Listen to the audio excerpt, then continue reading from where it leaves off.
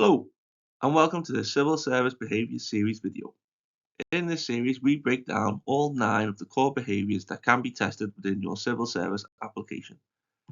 This video right here is all about the behaviour leadership, and more specifically, the 250-word statement that you need to write when you apply for roles.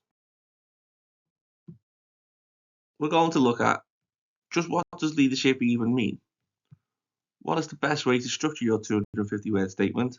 And finally, to wrap the video off, we will look at a full example that you can use as inspiration when crafting your own statements. You ready? Let's get going.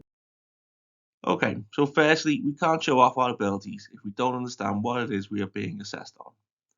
The civil service defines leadership as show pride and passion for public service, create and engage others in delivering a shared vision, value difference, diversity, and inclusion, ensuring fairness and opportunity for all. Fundamentally, leadership is looking at your ability to be a good role model to others, to show others how things should be done and assist them in getting there. You're going to be assessed on your ability to teach others the correct way of doing things, but also on how you can motivate your team and how you instill in them the other core behaviours that are important to the civil service as an organisation. You're also going to be assessed on your ability to write all that down in a little box for somebody to grade. 250 words is not a lot of space to tell your story. That's why you need to be smart about how you structure your statement. The best way to succinctly describe your skills and experience is by using the B-star method. Using this technique, you will split your statement into 5 key parts. First is the B, which stands for belief. You want to begin your response by sharing your thoughts and feelings regarding the subject matter. This helps set the stage for your story and demonstrate your personal connection to the topic. If this doesn't make much sense to you, don't worry, the example statement will be using this structure later in the video. Next up, we have S for situation. Briefly describe the context or background of the scenario in which your actions took place. This provides the assessor with an understanding of the circumstances surrounding your experience. Remember, it's essential to keep this part concise, as the primary focus should be on your actions and the results. Look at the 5 W's, who, what, where, when, why, and incorporate the relevant ones into your story. Following the situation, we have T for task. Explain your specific role and responsibilities in this situation. By doing this, you highlight what you were entrusted with in your previous roles and also lets the assessor understand what expectations were made of you within the situation at hand. Up next, we have the most important section, and that is A for action, or activity if you prefer. Describe the steps you took to achieve the desired outcome and explain the rationale behind your actions. This section and the results section should be the most detailed, as it illustrates exactly what you are capable of doing and achieving. And finally, we have R for the results. Conclude your response with the results of your actions, using figures or quantifiable outcomes whenever possible. This will demonstrate to the assessor the impact of your efforts and your ability to deliver tangible results in your role.